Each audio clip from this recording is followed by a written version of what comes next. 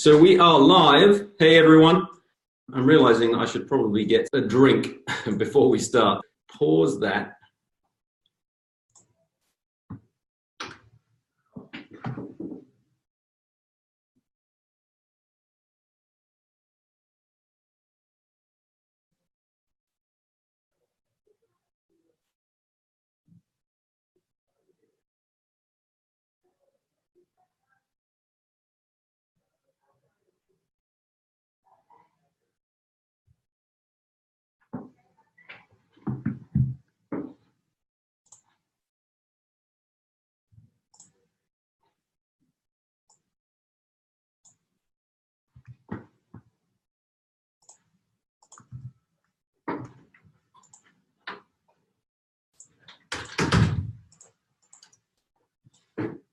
All righty.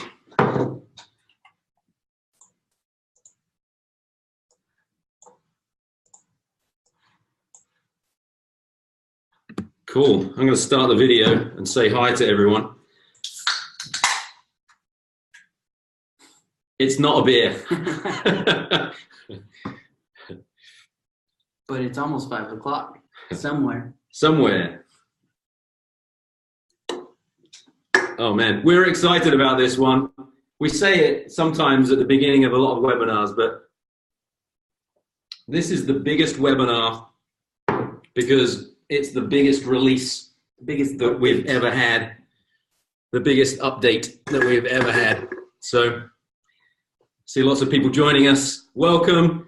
Maybe if you could share, we love to know where you're calling in from.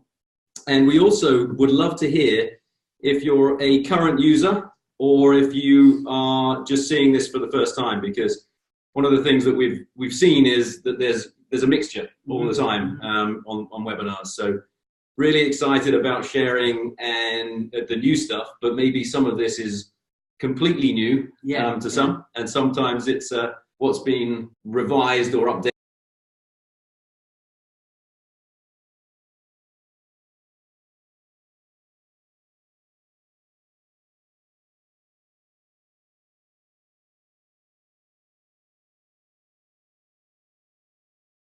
One of the things that I thought was funny was that the amount of updates that we've rammed into one release. And so Amazon gave us a nice delivery of a bell. And so we thought it'd be funny to open this bell. I hope that the bell is not broken and It sounds all right. And what we would do, if we remember, is to hit the bell with some of the new release features, some of the updates. So we'll put this bell down here, and every time, we won't use it yet, but every time we hit on a new or an updated feature, we'll try and remember to hit the bell. All right. So how much time we got? Yeah, we got about 2 more minutes. We'll wait until the top of the hour before we start. But again, if you're just joining us, please type in where you're calling in from, and in the Q&A chat bubble, and also let us know if you're a returning webinar attendee or a first-time attendee. It's always good to know. Yeah, if you've been here before and you've listened to us spout about BIM before, we'd love to know that as well. And then we'll probably not recap on stuff, we'll just get into the meat. Oh, and while we go right the way through, Louis will be answering on his machine any questions that you have, so we will be responding as the questions come up. So just 1 more minute and we will then get started. I'm going to, on my screen, get rid of some of this, and you should see our screen now. I can see people flooding in just before the minute as well. So those of you that are joining, we have a bell that we will be ringing for every new update. I'm gonna hit it. No, don't hit it. Not yet. I'm gonna hit it right at the hour. Okay, we can see, and more people. Great. Welcome everyone. Welcome from around, I think, the world. I've seen lots of people calling in. Okay, It's time, on the hour. Got it. Okay, so we have a mixture, I can see, from lots of different places, and also some users, some that have seen it before but not used it, and then a few people that haven't. So it looks like most of the people on the call are users, which is fantastic.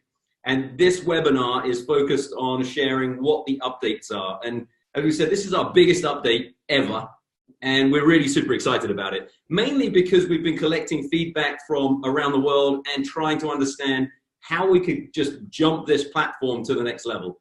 So we've now included all of that. As far as dates, I've been both sides of that question, and we are looking to release when it's ready, coming soon, etc., etc.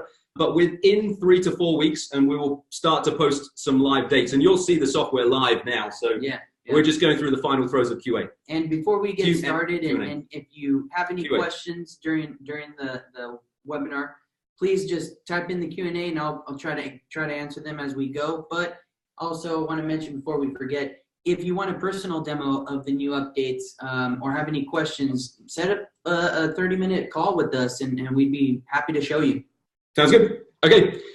So we believe in this concept of smart lean BIM. And if you have been here before, you'll understand that it's all about planning and executing the right BIM at the right time, by the right people, for the right reasons. That's our principal goal. We wear it on the back of our shirts. and that's the focus. So how do we do that? Well, we do that through tools and best practices and processes, etc. But we also have a platform to be able to do that. So today we've got Louis and Clive to share more about the updates. And that's our focus. That will be our focus in the next 30 minutes.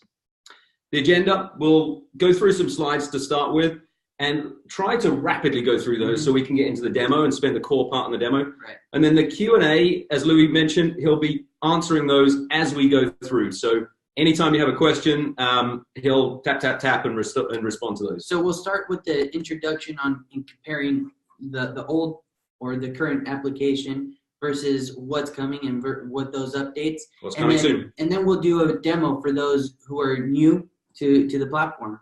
Sounds good. So it's our biggest update ever. And what's new? You haven't mentioned that already. What's new? What's new?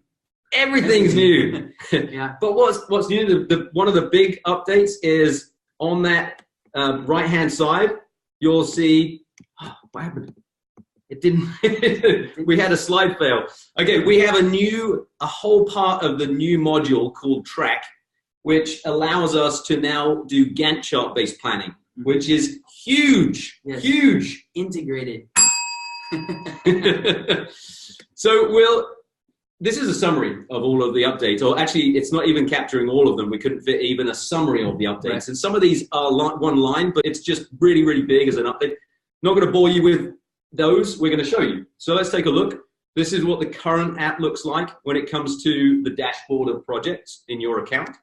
And this is what the new looks like. It's a complete upgrade, and there's a new workspace management, and there's a new enterprise level feature set as well that we'll share in the future. Right. We also have new Learn button. So we have the help center here that's available today, but what we're introducing is more bite-sized videos that will help you with procedures or just best practices, more information on the So instead of having to go out to another system, you hit the Learn button in the top right. Yeah. The videos pop out, and you can pick. There'll be context-based, so whichever view you're in will open those videos. So you can go right the way through the whole app with those videos. Watching those videos while you follow along. Yep. And then the project information and the team section was part of the plan module, but whilst that might have been a good idea to start with, the easier and the more intuitive way is to have that as a project dashboard. And not only is this new and separated, but also it has meant that we now have the opportunity to add more dashboard-based widgets, which will be coming soon as well. Yeah. So one thing to mention here is more of our customers love the fact that they can access contact information right away. So having that separated was a lot more accessible to. Also, what's new is more standards from around the world. And the principle here is that you have a way of defining something in your country.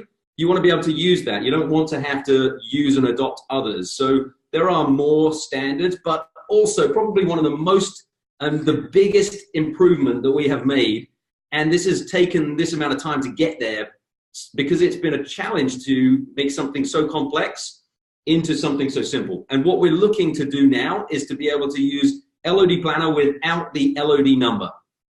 And this has always been the goal. The goal has been to get to Smart Lean BIM. And Smart Lean BIM, as we saw, the right BIM at the right time, by the right people, for the right reasons.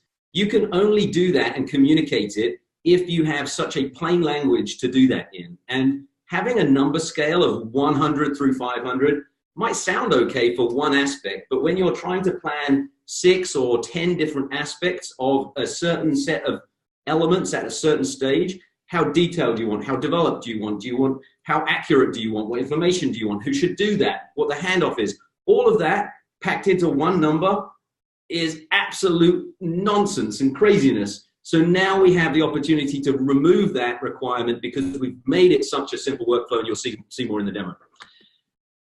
Also supporting worldwide standards and languages. So the ISO 19650, fantastic. One of the things just to pull out of that, role becomes function. So principally behind that is now an engine that supports all of the different languages around, or it will continue to expand. The ones that you can see that we're working on are on the screen.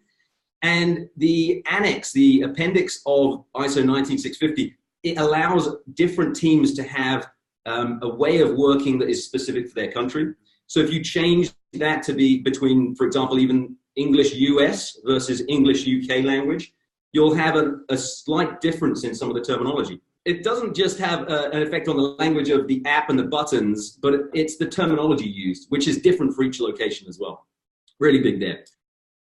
Permissions. What's updated with the permissions? So we've got some new icons. Yeah, new icons, but more accessible. I didn't do that on ISO 19650. So yeah, it's permissions, more accessible so that you get a better understanding of what kind of permissions the users have. And we do plan to add even more permission flexibility in the future. See, some of these slides are animated and some aren't. This is what it looked like before. This is the plan module. The plan module.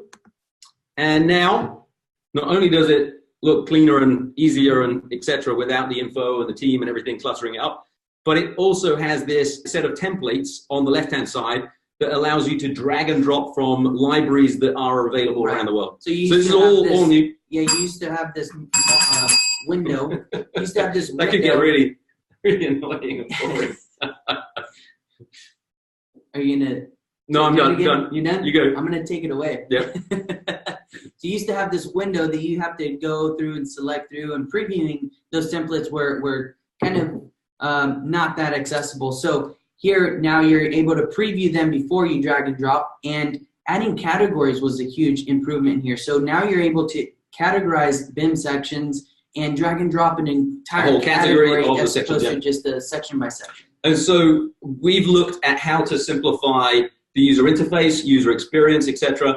And one of the big things was, how can you make a set of clicks be less clicks? And in this example, let's count them. So you had to click the add button to open the modal. You had to sort or find what you needed to. You needed to click. So it would have been 4 or 5, and then you would click for the ones that you wanted, and then you would click the add, and then they would add in. Yeah. Here, how many clicks is it?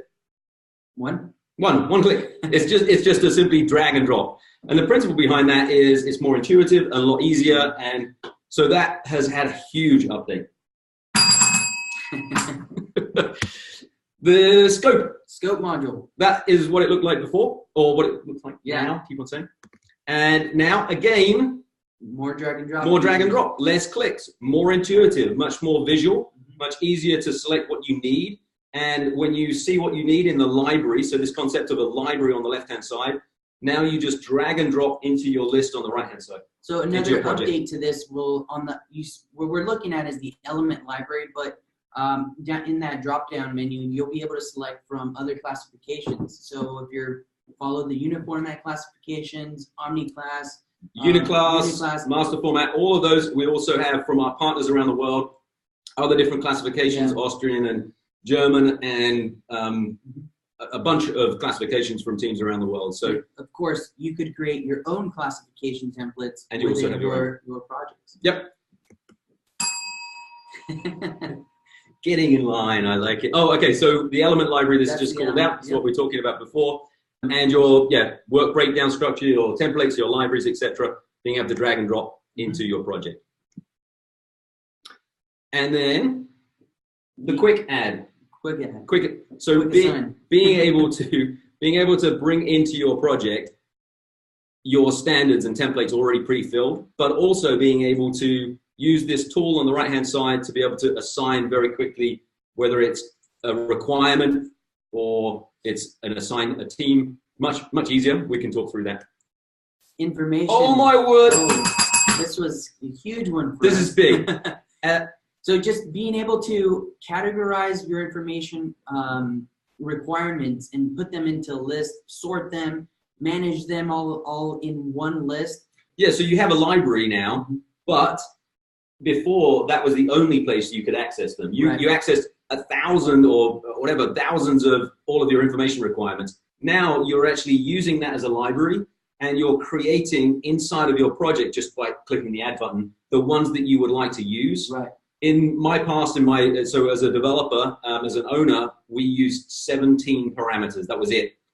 So you probably are going to have much better conversations with owners and a much more intuitive workflow as you just add the ones you need. And as you assign them, you'll notice in the scope grid, you'll probably see that in the demo, but you'll see that they're more on the scope grid. So you'll see that list in the scope, natural scope grid to see. You don't have to click. Yeah, they're not hidden. It's got 3 layers deep. Yeah. It's right there and very visual for you.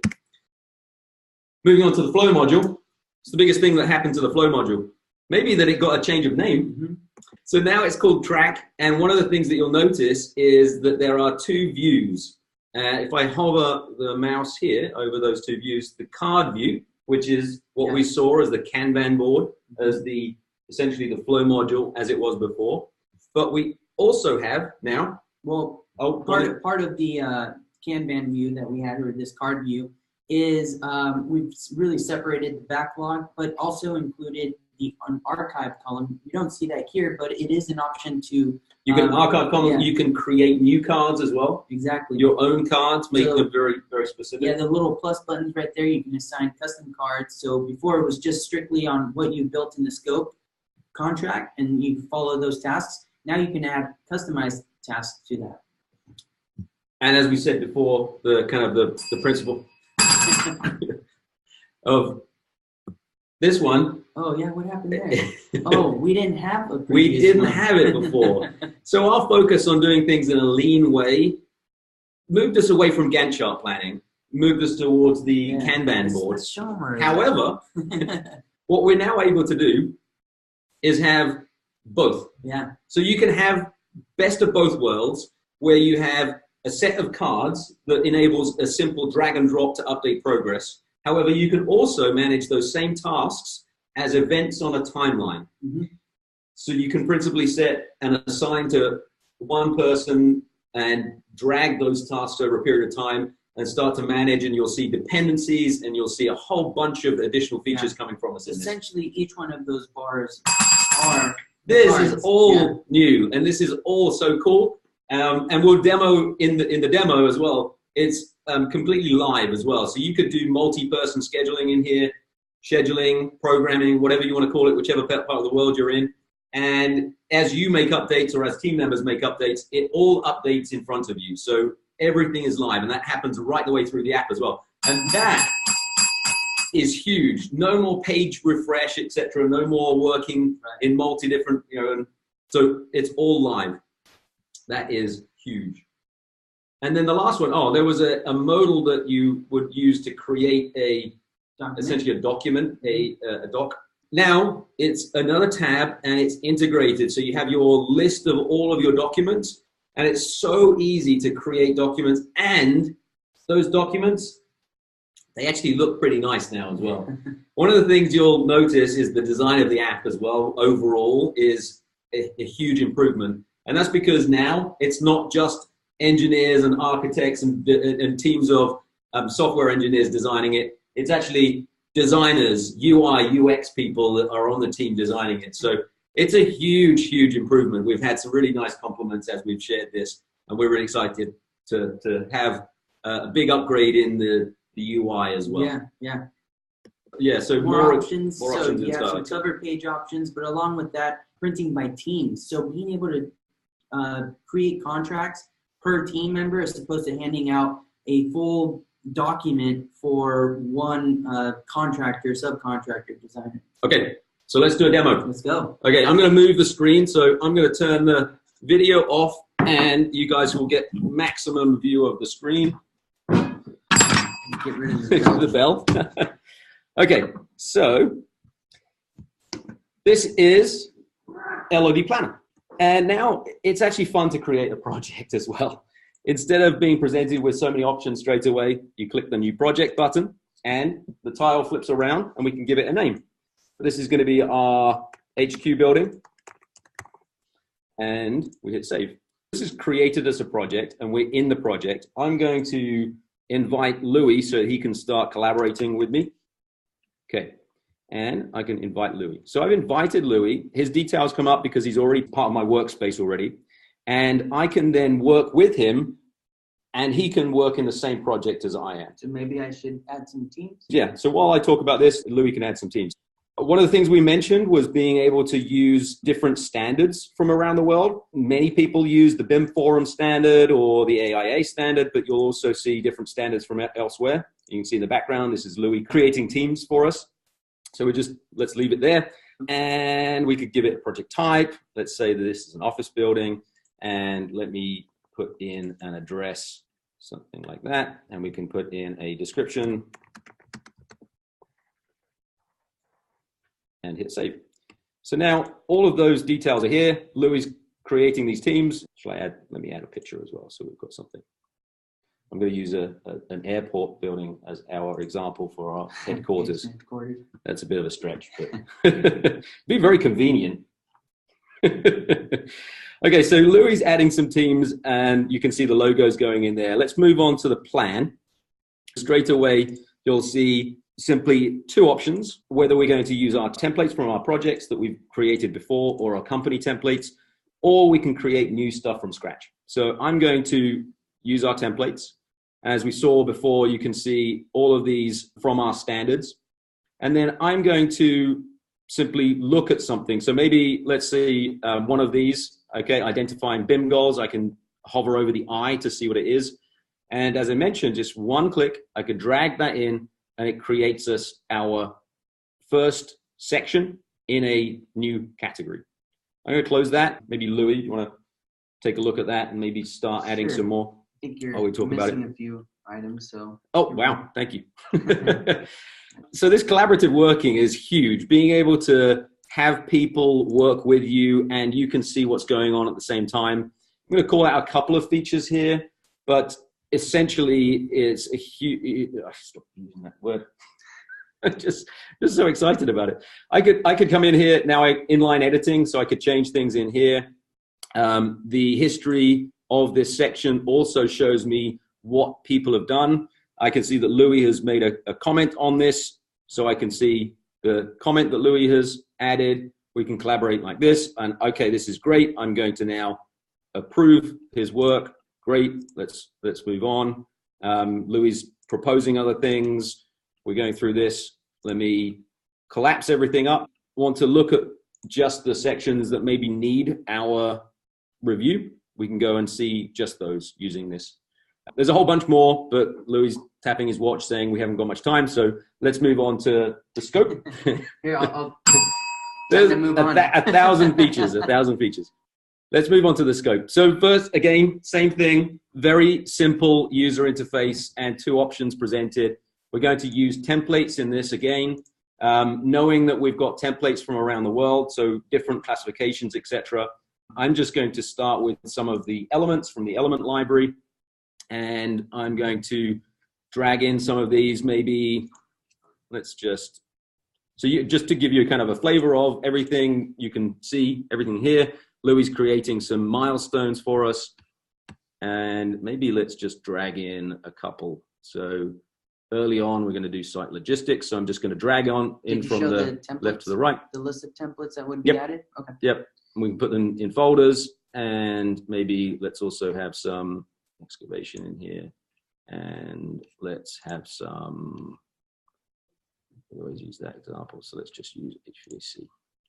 So we're dragging and dropping this content from our library, and then we can, Louis is adding some folders. You can see the site folder. I think he's going to, let me show how that would work. I'm going to just drag this and drop it into the folder. And when we drop it, you can see it's now indented. This is all new features. Louis taking the bell away, but being able to put stuff in folders, and also maybe I don't want to call something HVAC distribution systems, so now we can rename it. So maybe a lot more flexibility when it comes to this. So editing the names, customizing your own groups. So that's probably something you'd want to show is to combine a set of elements into your own group. So if you're familiar with Uniformat, they structure them by system. So they're kind of fixated around that on systems. But if you wanted to do it by areas, modules, or even materials, you can do that. I've created some content. We've put it in folders. You can have an industry standard folder structure, such as one of the Uniclass, Uniformat, etc. But just in the interests of simplicity and keeping it quick. Now we would see for each of these milestones what we would like to add. I'll add using the add tool, and then I can increment what the requirements are as far as the geometric requirements, the reliability requirements for each of these, and we can start to show what we want at each stage. Yeah. Because Louis put some of the teams in, we can use the quick assign tool on the right-hand side, and we can simply select, okay, the mechanical engineer is going to be doing these, but maybe early on, the architect is going to be doing this. So we could start to work with this content, assigning it to teams, working very, very quickly. Maybe the site logistics would be a good one. Let's open this up because it's quite a large set of content. Instead of adding everything, we're simply going to say, okay, we would like the building masses. We would probably like to have the cabins. We like you can, so yeah. How much time have we got? You want to show the not much time. Okay. Mechanical for information requirements. So if you had information requirements, maybe showing the equipment that would require warranties. So if this is a great point.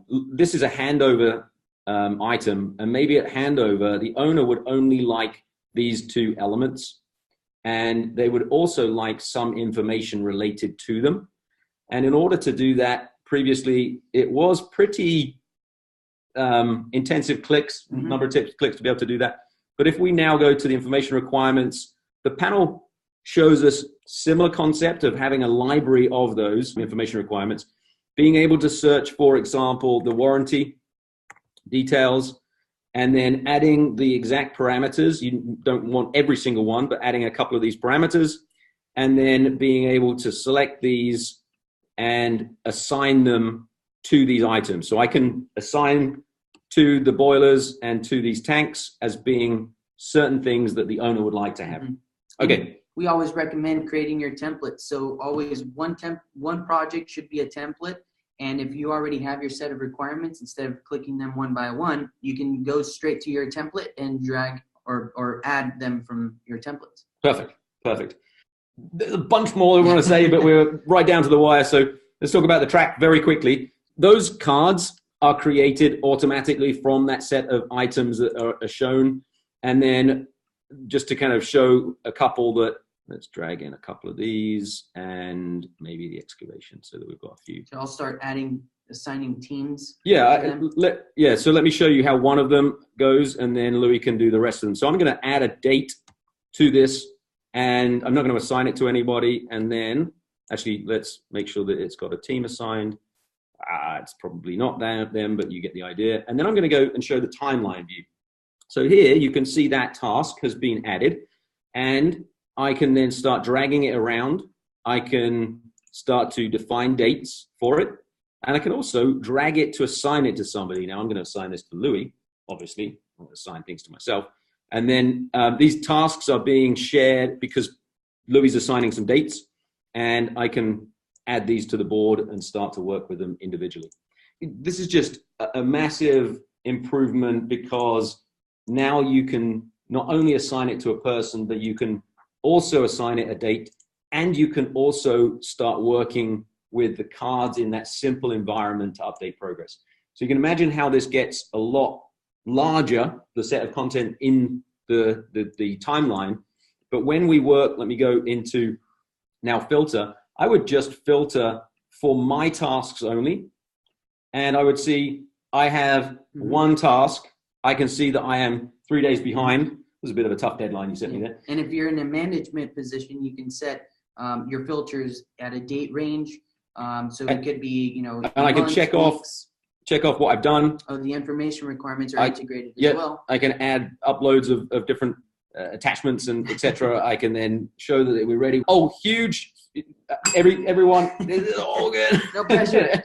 And then I'm just going to hit the print button here so that we can see the tasks that we were looking at before as a set of.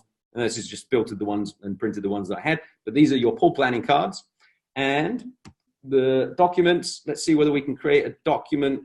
I'm just going to check everything, and then I'm going to call this our contract and hit print.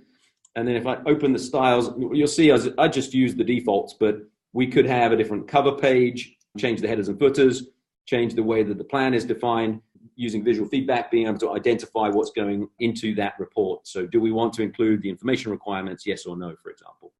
So let's just open that in, but now you can see, okay, we've got a contact list, and we've got those plan sections of all the content, and we've also got a document showing those images of what we had selected. I nearly quit the whole thing. So just to very quickly, just to recap, super easy user interface. If we look at the projects and the project that I created, and then be able to go through the plan, seeing all of that content, what's approved, what's not approved, going through the scoping, adding and assigning who's responsible for what, going through the tracking of those tasks, and in both the timeline and also the card view, they're linked together, so a change in one changes the other, and then having all of your documents at the end. So let's just quickly, I'm going to turn the video back on. Give me that bell. So we have so much fun listening to, actually, let me quickly go because we do have a couple of, we still have all of the enterprise features. Yeah. We always respect your time. We never go over. We always cut it at the end. Here now, we respect your time. If you want to go, please go. But we are so excited about this stuff.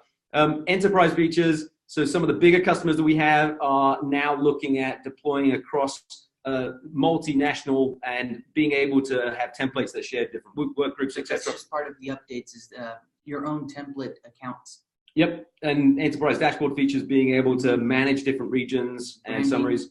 One of the big things is pricing, and this is something actually we are sharing with current customers, that things are changing on the pricing. Not a radical change, but what we try to do is always reduce prices, make it more accessible, make it easier for teams to get on.